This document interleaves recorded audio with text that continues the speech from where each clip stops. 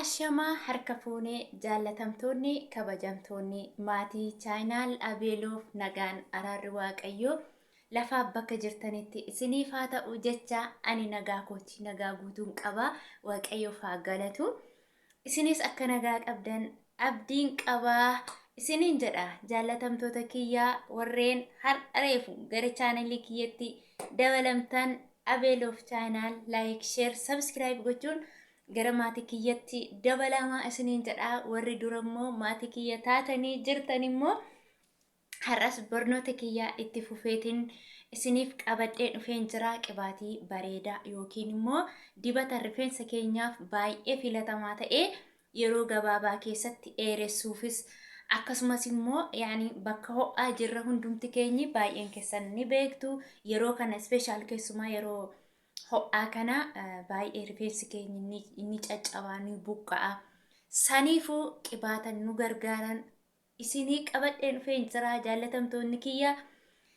Like, share, subscribe godhaan na wajjiniin ta'aa isiniin jedha gara hojii isaatiin galla maayii qibaatichi maayin akka inni ta'e isinitti argisiisa isiniin jedha hordoftoota kiyyaa na duukaa ta'a. Hordoftoota kiyyaa kunoo zayitaa yookiin dibata nuti rifeensa keenyaaf baay'ee barbaachisaa ta'e keessa buqqee rifeensa keenyaatti dibachuuf gahee guddaa nuuf qabu warreen kanadha. Isaaniinis tokko tokkoon nan isinitti argisiisa wanta yeroo iddoo suuqii hundumaa keessatti argachuu dandeessan akkasumas immoo warri suuqa adda addaa deemuu hin dandeenye iskiriinshoot gootanii suura isaa kaafattanii isin madaamii keessanitti kennattan akkasumas immoo warri suuqa deemtan immoo maqaalee qibaatota kana hunda isinitti argisiise itti fayyadamasaas hundasaas na waliin hordofaa isiniin jedha. Dursa kunoo kokonaat ooyilii warri hin beekne hin jirtanii baay'een keessan kokonaat ooyilii beektu. Darbees akkasumas kunoo extra virgin olive ooyilii zayituunii yookiin immoo weeraa zayitii isa jedhanidha. Akkasumas immoo vaayiziliin heertoonikii fasaashii isaatii kuni kan rifeensaati heertoonik kan jedhudha. Akkasumas kunoo qibaatii avokaadoorraa ejjetamu isaan silkiidha. Akkasumas zayituunis qaba olive ooyiliis qaba jechuudha. Kanammoo qibaatii kanammoo warra manaa kituu itti fayyadama hin nyaatu ganama. Inni kun immoo simsim ooyilii kan jedhamu saalixii zayita saalixii isa jedhanidha. Saneen hundumasaa akkaataa isaa hunda isinittiin argisiisa akka inni itti walitti daddabalu tokko tokkoon na hordofaan isiniin jedha jaallatamtoota kiyyaa. Amma kunoo daareektuma qodaa duwwaa kunoo kan qopheeffadheeru qaba qodaa barbaadan haala kanaan akkasitti qopheeffattu. Saniin booda kunoo qixa han barbaadan finjaala yoo ta'e han barbaadanitti ni sheer godhattu. Kunoo amma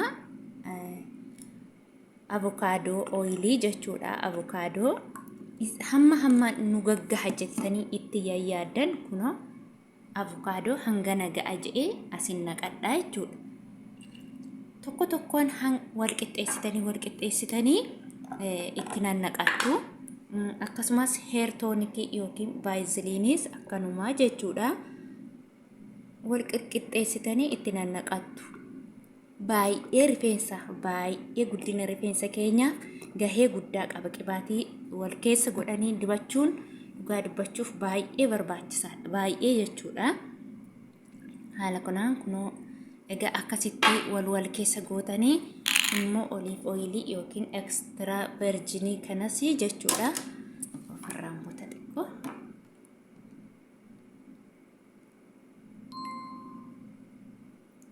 Isas kunoo haaluma kanaan kunoo akkasittiin itti naqattu jechuudha. Wal qixxeessitanii yoo wal caales immoo rakkoo hin qabu. Saniin dirqamas immoo isin dirqama hin qabu yoo hamma kana hundaa addan 2-3 qabaattan tokko qabaattan rakkoo hin qabu. Kun immoo kokonaat ooyiliidha. Kokonaatii rakkoo tokko hin qabu yoo baay'ate illee.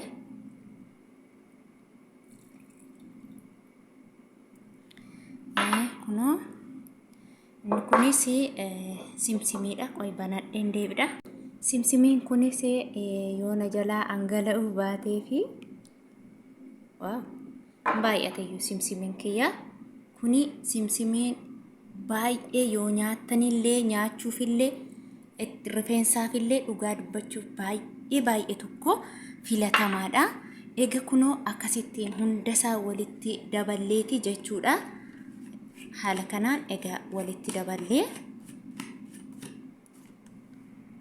kinoo amma erga haala kanaan akkasitti hundasaa walitti daballeeti maal goona qibaatii yeroo hundaa qorraa akka hin dibanne abadeen faayidaa dhabeessa isin jalaa ta'a. Kunoo baadiyyaa qulqulluu akkasitti qopheeffattanii san booda bishaan ho'ifa'ee kaawwadheen jira gallaayaatti bishaan ho'aa jechuudha.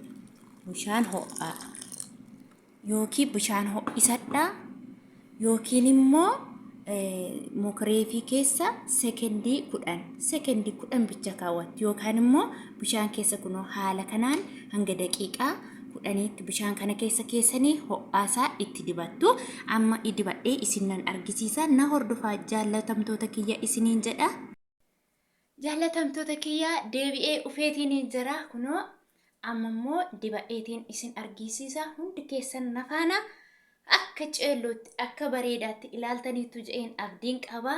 Isin immoo yeroo zayita dibattan yeroo hundumaa garmaleen gubsiisiinaa garuu zayitii tasallee osoo isin hin dibatiina abadeen ho'istanii dibachuu qabdu. Yoomillee taanaan na maaliif faayidaa hedduu nuuf qaba. Buqqeen rifeensa keenya gogaansaa jechuudha hin isata. Yeroo zayita ho'aa dibannu baay'ee jechuudha. Baay'ee hin isataa nuu ta'a. Saniif yeroo hundumaa ho'istanii garmalee toon taane labii. Akka nama isin argisiise kanatti labbi yoo gootan baay'ee bareedaadha rifeensa keessaniif jechuudha.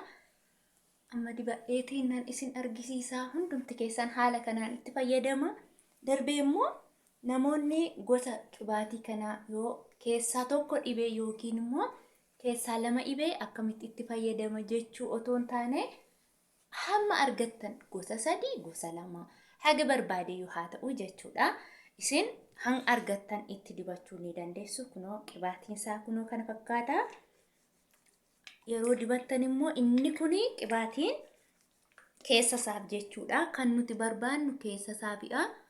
Ani irra caalaa rifeensa isaaf osoo hin taane buqqeessa.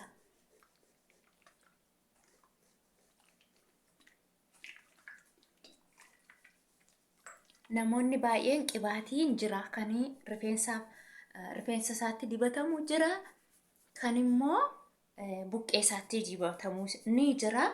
Amma ani har'a buqqeessaaf irra caalaa kan ani barbaade keessa isaa rifeensa keenya miinyee kaane keessa isaa yeroo hundumaa yoo haala kanaan dibanne baay'ee jijjiirama arganna.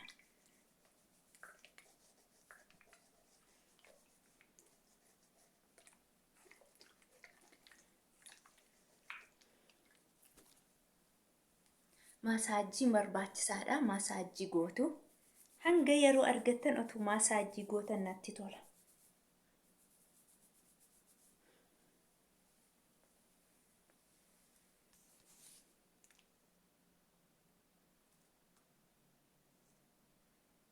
Qarqara isaatti dibuu qabdu. Haala kanaan rifeensa keessan abadeen hin gogsiina. Tasallee si madaamii sodaatanii homaa tokkollee rifeensa keessan hin gogsiina. Rifeensa keessan ji'aa gochuu qabdu. Darbee immoo rifeensa keessan yeroo ciistan shaffanuu qabdu. Haala kanaan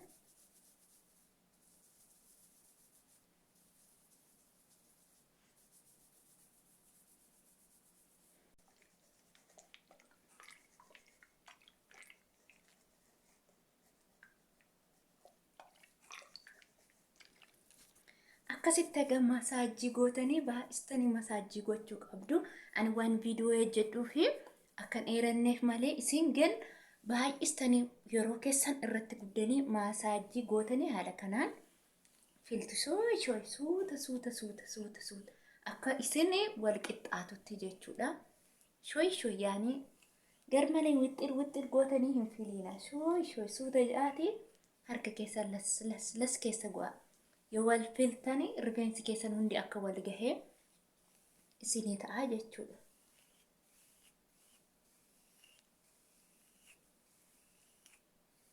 Amma wanti tokko hin bahu. Dhugaa waaqaati wanti tokko hin bahu rifeensi jechuudha.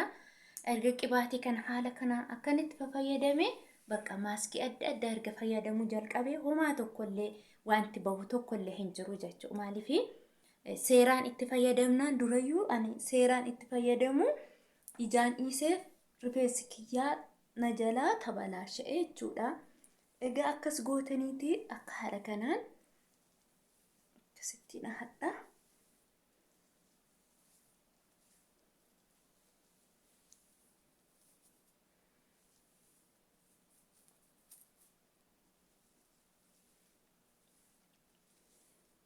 Rifeensa qibaatii dibdanii kaatanii filtaniin kaahina.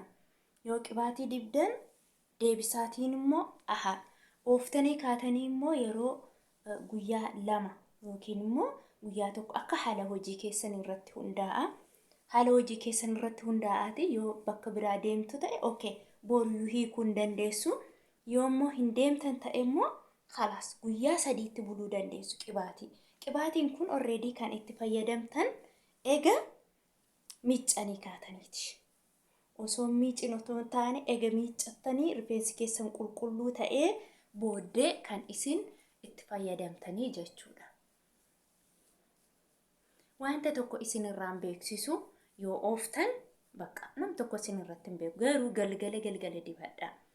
Qibaatonni kun foolii wanti qabu tokko illee hin jiru. Hundisaa foolii hin qabu. Baay'ee bareeda fooliinsaa jechuudha. Keessumaa vaayiziliinii sana yerootti gootan immoo vaayiziliinichi immoo urgaa bareeda jechuudha. Urgaa baay'ee bareeda. Kunoo haala kanaan akkasitti dhahattu. Sanii kunoo inni kunis akkasuma isiniin jedha jaallatamtoota kiyya.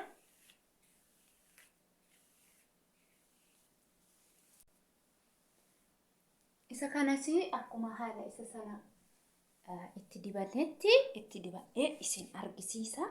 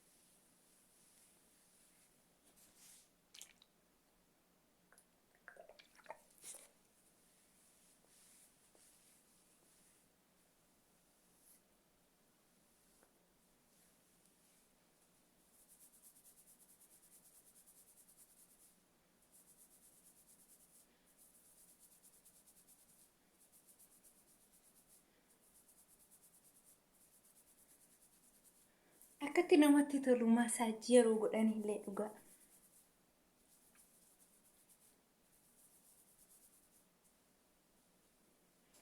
Kunoo kana isaa gidduullee haala kanaan kan itti dibaa.